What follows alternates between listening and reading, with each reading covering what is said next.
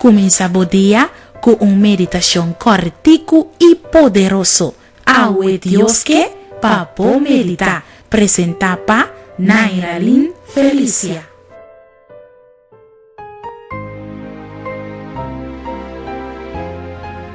Título para nos meditación de ahorita, amistad. La verdad que cada uno de nos su deseo está para un día nos por casa, nos por formar un hogar, nos por tener una familia.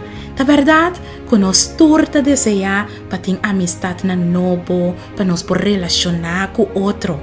Pero hoy día, sata é caso que é amigo ou é amiga por transformá-lo completamente.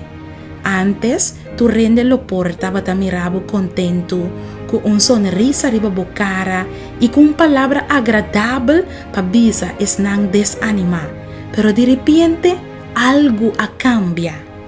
Awe Dios que para meditar, riba Génesis 2, versículo 18. E ora Senhor Deus avisa, não tá bom para o homem tá só.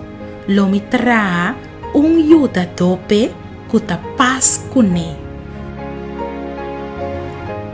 Apreciado amigo e amiga, Deus avisa, não tá bom para o homem tá só. Lo me traga yuda dope que tá paz com ele. E amigo ou e amiga tempo vida, mestre tá dança para o tempo vida espiritual. Se é amistade, abira bo Deus, bota ponendo Deus banda for de bo vida. Assim Deus awe bo vida e laga Deus dirige turbo relação